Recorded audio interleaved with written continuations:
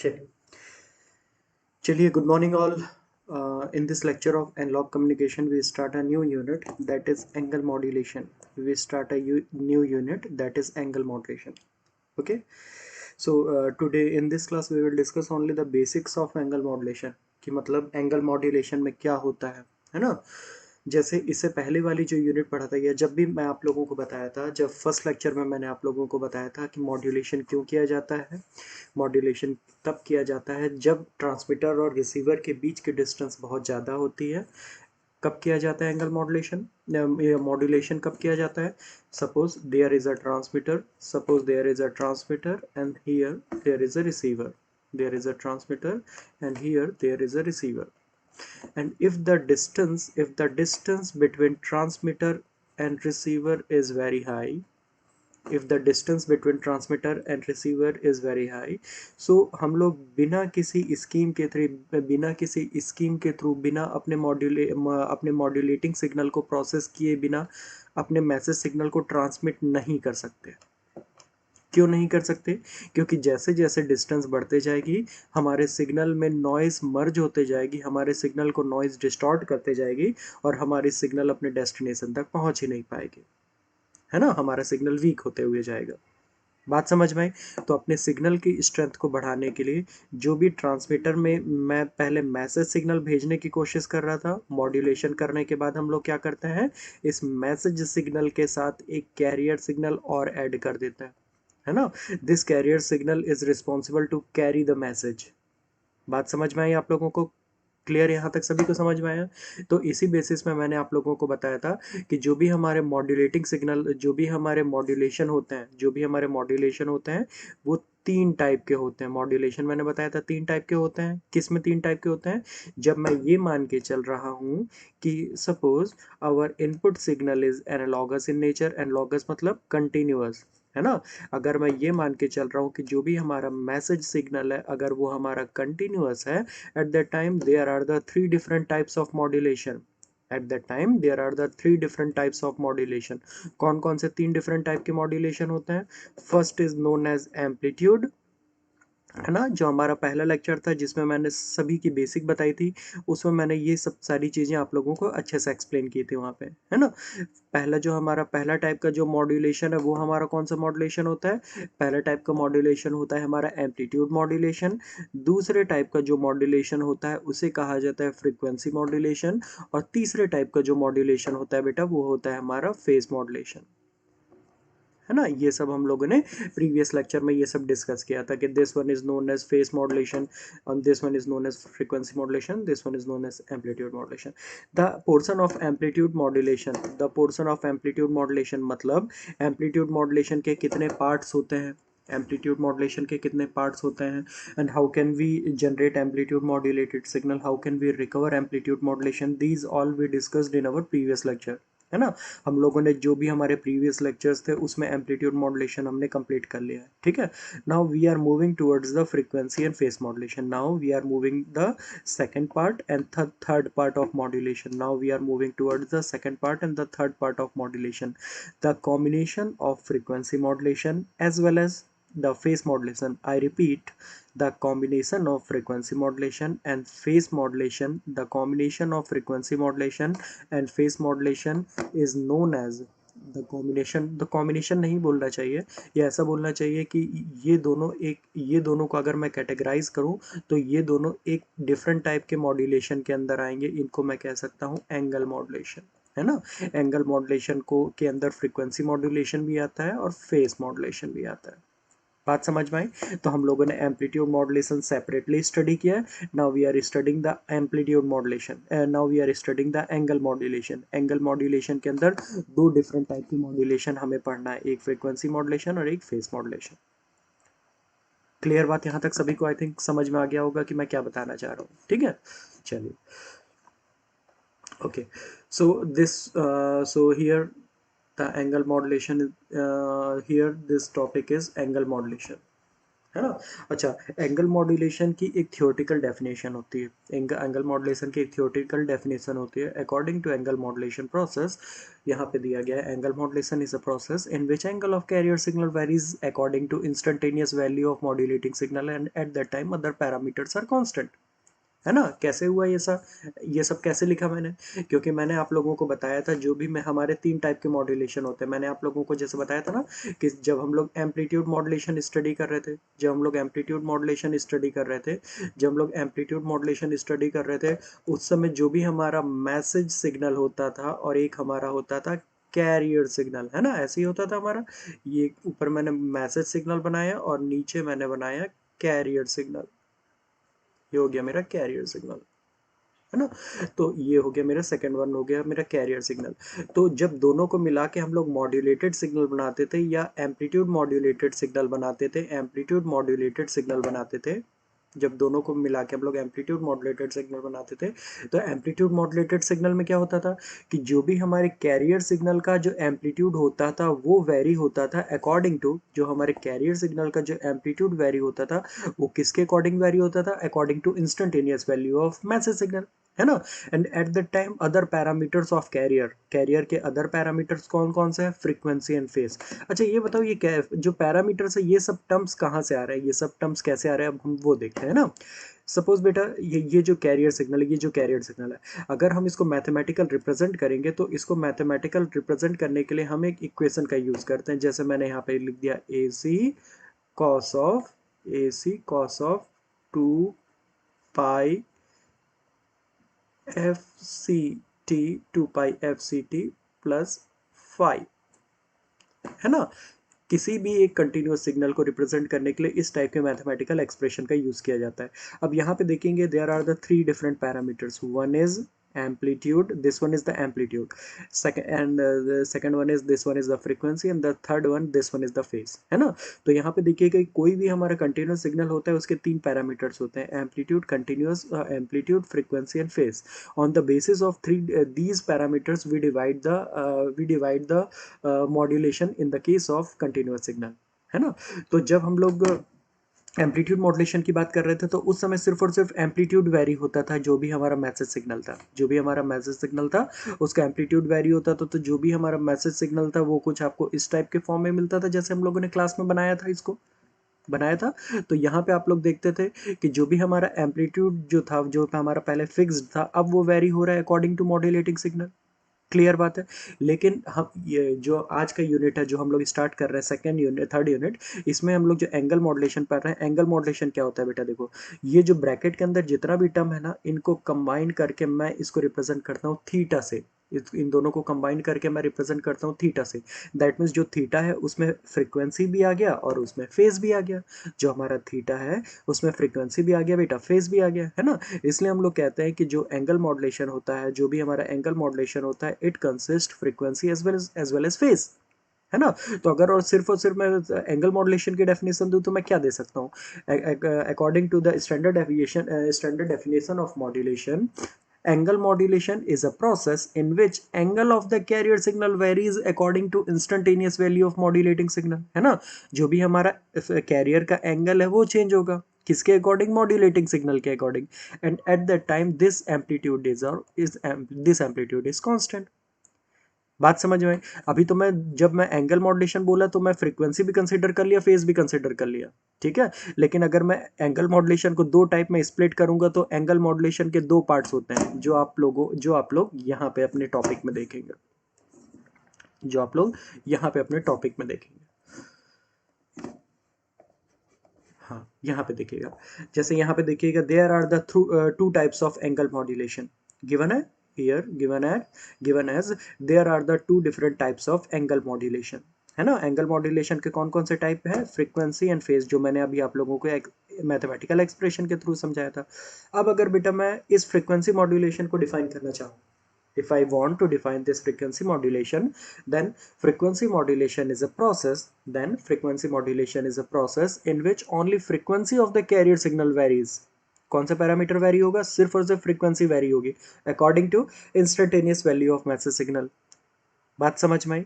And at the time other parameters कौन कौन से बचे बेटा, अदर पैरामीटर्स कौन कौन से बचे, अदर पैरामीटर हमारा बचा एम्पलीट्यूड और फेस, है ना। अगर मैं फ्रीक्वेंसी की बात करूंगा तो फ्रीक्वेंसी चेंज होगी और एम्पलीट्यूड और फेस कांस्टेंट रहेगा। बात समझ में आई सभी को, ठीक है। और जब मैं फेस मॉड्यूलेशन की बात करूंगा उस समय face of carrier signal will change and at that time amplitude and frequency will constant.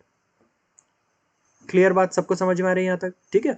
तो ये याद रखना है आज की क्लास में, आप लोगों को ये याद रखना है कि जो भी एंगल मॉड्यूलेशन होते हैं उसके दो डिफरेंट टाइप्स होता है, एक होता है हमारा फ्रीक्वेंसी मॉड्यूलेशन और एक होता है हमारा फेस मॉड्यूलेशन, ठीक है। आज की क्लास में सिर्फ और सिर्फ इसके बारे में कुछ बेसिक्स जानना है, आज की क्लास में इसके बारे में कुछ बेसिक्स जानना है, ठीक है।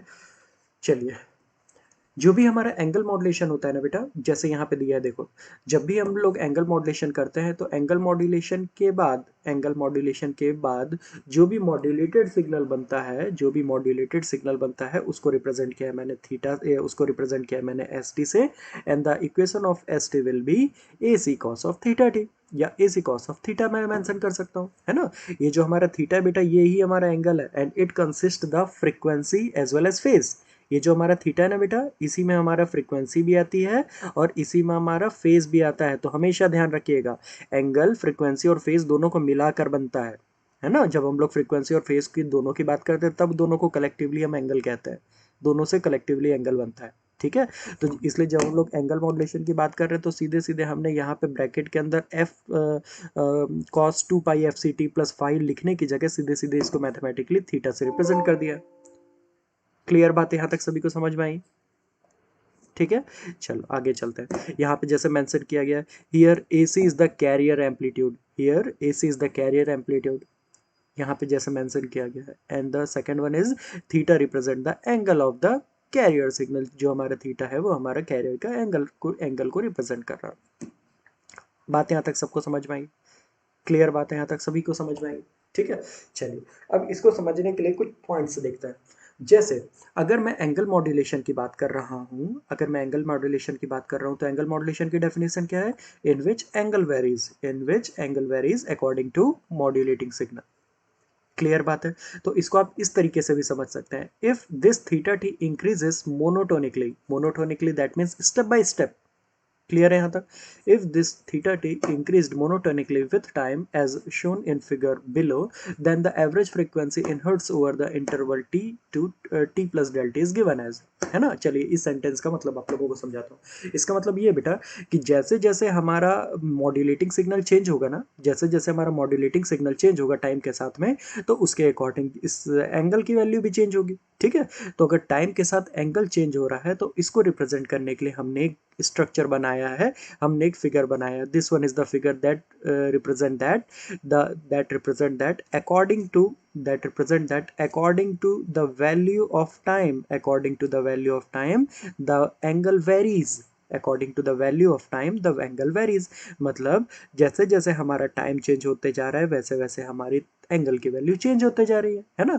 अब देखिएगा हर एक पर्टिकुलर टाइम में एंगल की मुझे एक अलग अलग वैल्यू मिल रही है। जैसे इस टाइम में अगर मैं देखूं तो यहाँ पे ये वाला एंगल, मुझे ये वाले एंगल की वैल्यू मुझे मिल रही है। अगर यहाँ पे देखूं तो यहाँ पे हमें इस एंगल की वैल्यू मिल रही है, एंगल की ये वाली वैल्यू मिल रही है, क्योंकि यहाँ पे पॉइंट टाइम के हर एक पर्टिकुलर वैल्यू में हमें एक वैल्यू एंगल की वैल्यू मिल रही है, कोई भी एंगल की वैल्यू मिस नहीं हो रही है। दैट्स वाई हम यहाँ पे कह रहे हैं it the angle is varies monotonically मतलब without leaving a single steps, if the value of the amplitude is increases, then it means that it is increases monotonically। Clear बात है। चलो जैसे आप लोगों को समझने के लिए बताता हूँ, जैसे eight the time of theta, जैसे आप यहाँ पे देख सकते हैं, जब हम एट द टी की बात कर रहे हैं, तो जब हमारा टाइम इंटरवल टी है उस समय हमारा जो भी कैरियर सिग्नल है, उस समय हमारे कैरियर सिग्नल की वैल्यू थीटा है, उस समय हमारे कैरियर सिग्नल का एंगल थीटा है। बात समझ में आई। इसका मतलब क्या हुआ कि जब मैंने मॉड्यूलेशन नहीं किया है ना, जब मैंने मॉड्यूलेशन नहीं किया है तब कैरियर का जो भी एंगल है वो हमारा थीटा है। इसको आप लोग कैसे समझ सकते हैं, इसको आप लोग कुछ इस मैथमेटिकल एक्सप्रेशन को देख के समझ सकते हैं कि जब मैं टाइम इक्वल टू टी की बात कर रहा हूँ उस समय जो हमारे थीटा की वैल्यू है वो हमारी एज इट इज थीटा है। क्लियर बात है, यहाँ तक सबको समझ में आया? नाउ अब क्या हो रहा है, अब क्या हो रहा है कि जैसे जैसे हम टाइम की वैल्यू बढ़ाते जा रहे हैं, है ना, जैसे जैसे टाइम वेरी होते जा रहा है या जैसे जैसे हम मॉड्यूलेशन के बाद टाइम इंक्रीज होते जा रहा है, वैसे वैसे ये जो हमारे थीटा की वैल्यू है, थीटा की वैल्यू दैट मीन्स ये जो हमारे एंगल की वैल्यू वो धीरे धीरे धीरे धीरे चेंज होते जा रही है। आप लोगों को इस ग्राफ से रिप्रेजेंट हो रहा होगा, जैसे जैसे मैं टाइम की वैल्यू को चेंज कर रहा हूँ वैसे वैसे ये जो हमारा एंगल की वैल्यू जो चेंज होते जा रही है। तो जैसे जैसे मैं t equal to T plus del T तक पहुंचा हूँ, that means the time interval कितना, डेल टी के बाद, डेल टी के बाद जो एंगल पहले मुझे ये मिल रहा था अब वो एंगल हो गया theta T plus del T. बात समझ में आई? ये सिर्फ ये बता रहा है कि इस डेल टी टाइम इंटरवल में हमारा एंगल कितना चेंज हो गया बेटा, हमारा एंगल भी चेंज हो गया है T plus theta, theta T plus del T. हमारा जो एंगल पहले टी था वो अब हो गया है टी प्लस डेल टी। बात समझ में आ रही है? तो सिर्फ एक टाइम के साथ जैसे एंगल चेंज हो रहा है उसको रिप्रेजेंट करने के लिए ये ग्राफ रिप्रेजेंट किया गया। ठीक है। अच्छा अच्छा, इस इक्वेशन के, इस ग्राफ के बेसिस पे क्या ये वाला इक्वेशन हम लोग निकाल सकते हैं? अब ये कैसे आया वो देखते हैं। जैसे आप लोगों को पता है, आप लोगों को पता है कि ये जो हमारा थीटा है, ये जो हमारा थीटा है, इसको हम लोग क्या लिख सकते हैं, 2 pi F C T plus 5, है ना। ध्यान रखिएगा सभी, बिल्कुल ध्यान रखिए। ये जो हमारा ये this one is the, this one is the angle, this one is the angle, this one is the angle. ये जो हमारा थीटा ये हमारे एंगल को रिप्रेजेंट कर रहा है, ये हमारे फ्रीक्वेंसी को रिप्रेजेंट कर रहा है, और ये हमारे फेस को रिप्रेजेंट कर रहा है, ये हमारे फेस को रिप्रेजेंट कर रहा है ना। मैं अगर फेस की वैल्यू को मैं 0 मानता हूँ स्टार्टिंग में, तो हमारे इस थीटा की वैल्यू कितनी हो जाएगी, हमारे इस थीटा की वैल्यू, बेटा भाई हमारे इस थीटा की वैल्यू क्या हो जाएगी बेटा, इस थीटा की वैल्यू क्या हो जाएगी, इस थीटा की वैल्यू हो जाएगी, अगर इस फेस की वैल्यू को मैं 0 मान रहा हूँ तो इस थीटा की वैल्यू क्या हो जाएगी, थीटा इक्वल टू हो जाएगा 2 pi F C T. Clear बात है, यहाँ तक सबको समझ में आए? और क्या इसको लिख सकते हैं, इसको और ऐसा लिख सकते हैं, 1/2 pi, 1/2 pi, 1/2 pi into theta upon T, into theta upon T equal to F C. क्या हम ऐसा लिख सकते हैं, ये जो ऊपर वाला एक्सप्रेशन है क्या मैं उसको इस फॉर्म में लिख सकता हूँ? आप लोग यहाँ पे देखेंगे एंगल और फ्रीक्वेंसी के बीच में जो रिलेशन है, by considering the phase value as 0, क्या मैं इसको इस फॉर्म में लिख सकता हूँ? और अगर मैं इसको इस फॉर्म में लिख सकता हूँ, बात सब समझिएगा सभी, अगर इसको मैं इस फॉर्म में लिख सकता हूँ तो श्योरली, अगर मैं इसको इस फॉर्म में लिख सकता हूँ तो श्योरली आप लोग देखेंगे कि जैसे जैसे टी की value T plus del T होगी, जैसे जैसे टी की value T plus del T होगी, है ना, ध्यान दीजिएगा, जैसे जैसे जो हमारी टी की वैल्यू वो टी प्लस डेल टी होगी, वैसे वैसे जो हमारी थीटा की वैल्यू, जो हमारी थीटा टी वो थीटा प्लस डेल टी भी होगी। बात समझ में आई? तो इस डेल टी टाइम इंटरवल में, दैट मीन्स इस T del T time interval में जो भी हमारे एंगल की वैल्यू चेंज हो रही है वो कहाँ से कहाँ तक चेंज हो रही है, वो हो रही है theta T plus del T minus theta T. अगर मैं इतनी वैल्यू टाइम डिफरेंस चेंज कर रहा हूँ तो एंगल इतना चेंज हो रहा है, उसी को रिप्रेजेंट किया गया। तो इस थीटा की जगह मुझे क्या रखना होगा, इस थीटा की जगह मुझे रखना होगा theta T plus del T minus of theta T, है ना, क्योंकि ये डिफरेंस है। कब ये डिफरेंस आया है, जब हम लोग डेल टी टाइम इंटरवल चले। तो अगर टी की जगह मैं डेल टी रखूंगा तो उस समय जो भी हमारी थीटा टी की वैल्यू, थीटा की वैल्यू है वो हमारी theta T plus del T minus theta T हो जाएगी। आई थिंक यहाँ तक सभी को क्लियर हो गया होगा, है ना, वही वही चीज़ यहाँ पे मेंशन किया गया। क्लियर बात सबको समझ में आया? सो यहाँ पे फ्रीक्वेंसी की एक वैल्यू दी गई है। अच्छा, अब इंस्टेंटेनियस फ्रीक्वेंसी किसे कहेंगे? इंस्टेंटेनियस फ्रीक्वेंसी मतलब उसी समय frequency, eight the time of frequency, eight the time of, at that instant, at that instant. आप इंस्टेंटेनियस फ्रीक्वेंसी मतलब बोल सकते हैं एट दैट इंस्टेंट, है ना। तो अगर मुझे इंस्टेंटेनियस फ्रीक्वेंसी का अगर मैथमेटिकल एक्सप्रेशन निकालना है, ये तो हमने डेल टी टाइम इंटरवल के बाद अपनी फ्रीक्वेंसी का निकाल लिया है। अगर मुझे इंस्टेंटेनियस का निकालना है, दैट मीन्स एग्जैक्टली अगर मुझे इसी टाइम इंटरवल टी के ही चाहिए, तो मैं क्या करूंगा, इस टी की वैल्यू को या इस डेल टी की वैल्यू को मैं 0 पुट ऑन कर दूंगा। तो जैसे ही इस डेल टी की वैल्यू को मैं 0 पुट करूंगा, ध्यान दीजिएगा, जैसे ही मैं इस डेल टी की वैल्यू को 0 पुट करूंगा, that means we are considering the T equals to T, है ना, हम लोग स्टार्टिंग टाइम इंटरवल की बात कर रहे हैं। तो वैसे ही अगर मैं स्टार्टिंग फ्रीक्वेंसी की बात कर रहा हूं तो मैंने क्या कर लिया, डेल्टा इक्वल्स टू 0 मान लिया। At that time this frequency is converted into instantaneous frequency. तो जब मैं delta equals to 0 put on करूंगा तो अब ये जो हमारे इक्वेशन नंबर 2 है उसमें मैंने डेल्टा इक्वल टू 0 पुट किया, तो सीधे सीधे हमें जो इंस्टेंटेनियस फ्रीक्वेंसी का जो एक्सप्रेशन मिलेगा वो हमारा क्या हो जाएगा, F I T equals to 1/2 pi del theta T upon del T. ये बहुत इंपॉर्टेंट है बेटा, ध्यान रखिएगा, हर एक टर्म बहुत इंपॉर्टेंट है, ध्यान रखिएगा इस यूनिट में। तो this F I T is known as instantaneous frequency, this theta T is known as angle and this T is the time interval. Clear बात, सभी को समझ में आ रही है? ठीक है। और ये जो हमारी थीटा टी है, ये जो मैं आप लोगों को स्टार्टिंग से बता रहा था, this theta T is a angle and it consist the frequency and the phase. तो यहाँ पे देखिएगा, अगर मैं फ्रीक्वेंसी और फेज के टर्म में लिखूं तो मैं इसको फ्रीक्वेंसी और फेज के टर्म में लिख सकता हूँ 2 pi f c t plus phi of c। ठीक है। The second term represent the phase and the first term represent the frequency. Clear बात है, सभी को यहाँ तक समझ में आ गया? ठीक है। तो ये सारा बेसिक्स था, है ना, ये सारा बेसिक्स था। अब हम लोग स्टार्ट कर रहे हैं मेन फ्रीक्वेंसी, फेस मॉड्यूलेशन और फ्रीक्वेंसी मॉड्यूलेशन होता क्या, इसको देखेंगे, है ना। सबसे पहले सबसे पहले चलिए फेस मॉड्यूलेशन देखते हैं। ठीक है। फेस मॉड्यूलेशन शायद ये वाले डायग्राम से, ये वाले वेवफॉर्म से आप लोगों को उतना अच्छा समझ में नहीं आएगा, तो फेस मॉड्यूलेशन को मैं किसी दूसरी वेवफॉर्म से आप लोगों को अच्छे से क्लियरली बताऊंगा कि कैसे फेस मॉड्यूलेटेड वेव आप लोगों को फेस मॉड्यूलेटेड वेव जनरेट हो रही है। ठीक है। अभी उसका मैथमेटिकल पार्ट देखिएगा। अच्छा, फेस मॉड्यूलेशन की डेफिनेशन क्या होगी बेटा? फेस मॉड्यूलेशन की डेफिनेशन क्या होगी? फेस मॉड्यूलेशन की डेफिनेशन ये होगी, according to phase modulation is a process in which phase of the carrier signal varies according to instantaneous value of message signal and at that time amplitude and the frequency are constant। बात सबको समझ में आई? Face modulation वो process है जिसमें face की value change होगी लेकिन एम्पलीट्यूड और फ्रीक्वेंसी की वैल्यू कांस्टेंट रहेगी। बात समझ में आई? ठीक है, सभी को समझ में आ रही है यहाँ तक?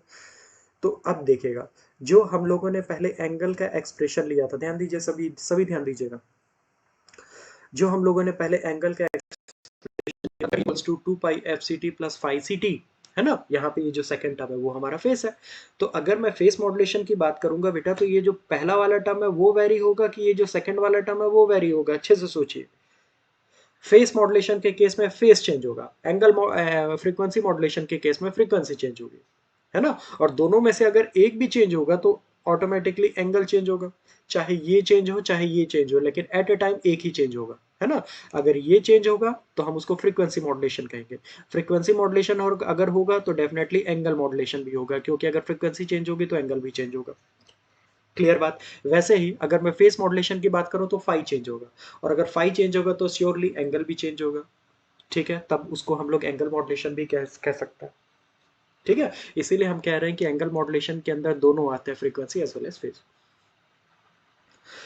चलो यहाँ तक आई थिंक सभी को समझ में आ गया। चलिए अब बात करते हैं हम लोग फेस मॉड्यूलेशन की, जो हम लोगों ने बात की थी अभी। फेस मॉड्यूलेशन में ये फेस की वैल्यू चेंज होगी, तो जो फेस की वैल्यू हम पहले एफ फाई सी टी लिखे थे, जो फेस की वैल्यू हम पहले फाई सी टी लिखे थे, अब मॉड्यूलेशन के बाद अब हमने उसे मेंशन कर दिया है के पी इंटू एम टी। क्यों उसे Kp into mt मेंशन किया है? क्योंकि according to the definition of phase modulation in which phase varies according to modulating signal and because the phase is totally dependent on modulating signal, that's why we represent it into a terms of mt, है ना। क्योंकि इसकी definition के according ही जो हमारा face modulation होता है वो हमारे मैसेज सिग्नल के अकॉर्डिंग डिपेंड करता है, मैसेज सिग्नल के चेंजेस पे डिपेंड करता है। तो इसलिए जो हमारा फाइटी था उसको सीधे सीधे मैंने एम के पी इंटू एम टी कह दिया। हियर दिस के P, here this first term kp is known as, here this kp is known as phase constant। ध्यान रखिएगा, here this kp is known as phase constant, phase constant and this mt is the message signal। Clear बात सभी को समझ में आई यहाँ तक? ठीक है, चलिए अब नीचे चलते हैं। यहाँ पे तो ये सब इसके बारे में एक्सप्रेशन मेंशन ही किया गया है। अब जो भी हमारा एंगल मॉड्यूलेशन का जो भी एक्सप्रेशन होता है, जो भी हमारा एंगल मॉड्यूलेशन का एक्सप्रेशन होता है जिसमें theta T equal to 2 pi f c t होता है, अब मैं क्या कर रहा हूँ, इस थीटा की वैल्यू को मैं पुट कर दूंगा यहाँ पे, इस थीटा की वैल्यू को मैं पुट कर दूंगा यहाँ पे। तो मेरा मॉड्यूलेटेड सिग्नल की वैल्यू क्या हो जाएगी, A C cos, modulated signal की वैल्यू क्या हो जाएगी, A C cos 2 pi f c t plus phi T. बात समझ में आए। और ये जो हमारा फाई है इसकी जगह मैं K P into M T put on कर दूंगा। तो जब पूरी वैल्यू पुट करूंगा तो मुझे ये वाला एक्सप्रेशन मिलेगा, and this expression represent the face modulated signal. सभी को समझ में आया? This expression represent the face modulated signal. ठीक है, बहुत इंपॉर्टेंट है, ध्यान रखिएगा, बहुत इंपॉर्टेंट है, ध्यान रखिएगा। Here some features of phase modulation are given, such as first one is the envelope of PM wave is constant and equal to the amplitude of unmodulated signal। इसका मतलब ये है कि अगर मैं फेस मॉड्यूलेशन करता हूँ तो जो हमारा एम्पलीट्यूड रहता है वो तो हमारा चेंज नहीं होता, और उस एम्पलीट्यूड को ही कहते हैं बेटा एनवलप। मैंने आप लोगों को एम्पलीट्यूड मॉड्यूलेशन में ये सब बताया हुआ है। तो फेस मॉड्यूलेशन के केस में जो हमारा एम्पलीट्यूड होता है वो कांस्टेंट होता है। वैसे ही हमारा एक सेकंड फीचर और दिया गया है, the zero crossing of PM wave no longer have a perfect regularity in their spacing like AM wave, है ना। तो जीरो क्रॉसिंग के समय फेस वेव में, जो फेस मॉड्यूलेटेड वेव में हमारा कोई रेगुलरिटी नहीं होती है। ठीक है, ओके। अब हम लोग बात करते हैं अपने फ्रीक्वेंसी मॉड्यूलेशन की। अब यहाँ से हमारा फ्रीक्वेंसी मॉड्यूलेशन स्टार्ट होता है। ठीक है, ध्यान रहेगा सभी को, ठीक है। अभी आप लोगों को दोनों की वेव फॉर्म, आप लोगों को frequency modulated wave as well as phase modulated wave, दोनों की आपको वेव फॉर्म एक जैसी लग रही होगी, क्योंकि दोनों में एंगल चेंज हो रहा है ना। मैं आपको किसी और पीडीएफ का यूज़ करके, किसी और नोट्स का यूज़ करके मैं आपको दोनों में चेंजेस इस अलग अलग मैंसन करवाऊंगा। ठीक है, अब जो हमारी फ्रीक्वेंसी मॉड्यूलेशन है उसके बारे में कुछ बेसिक से समझ लेते हैं। Now what is frequency modulation? According to ideal definition, frequency modulation में सिर्फ और सिर्फ कैरियर की फ्रीक्वेंसी चेंज होगी, है ना, और क्या कांस्टेंट रहेगा?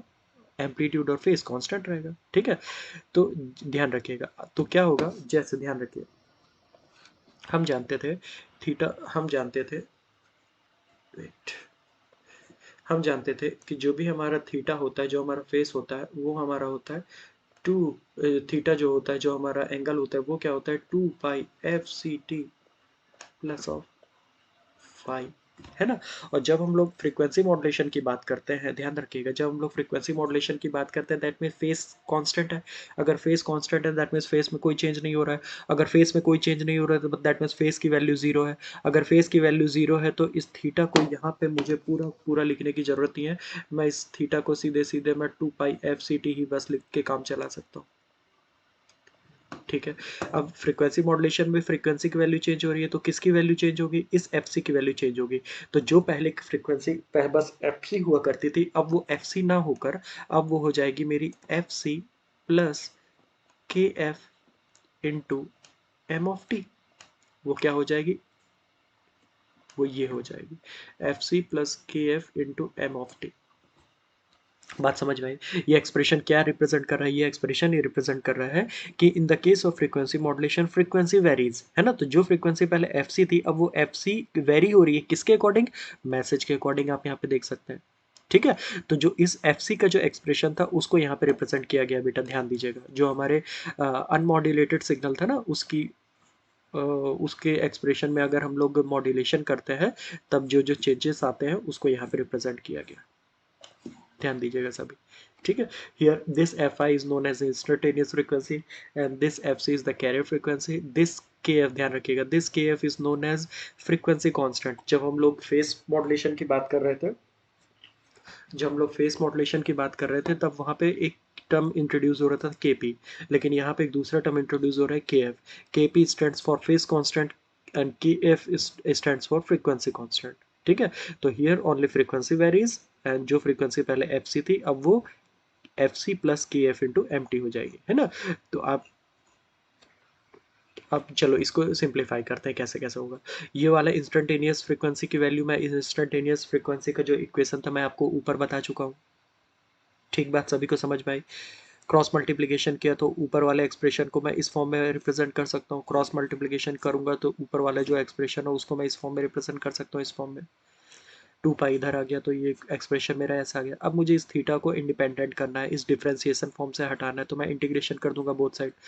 When we done integration in both side, then this differentiation is cancel out and we will get the integration sign in the second side, है ना। हमें इस सेकंड साइड में इंटीग्रेशन मिल जाएगा।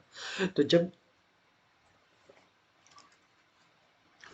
जब यहाँ पे मुझे इंटीग्रेशन मिलेगा, आप यहाँ पे देखिएगा जब यहाँ पे इंटीग्रेशन मिलेगा, so the sign of integration, या कह सकते हैं, या हम कह सकते हैं जहाँ time interval of integration varies from 0 to t, है ना, 0 to t हो जाएगा, और जो पहले मेरा 2 पाई FIT था, now it will very from 0 to t into 2 pi FIT into dt। ठीक है, अब जो एफ आई है वो क्या है, ये F I is the instantaneous frequency and it varies according to modulating. Instantaneous frequency आप लोग कैसे समझ सकते हैं बेटा, इंस्टेंटेनियस फ्रीक्वेंसी मतलब मॉड्यूलेशन के बाद की फ्रीक्वेंसी,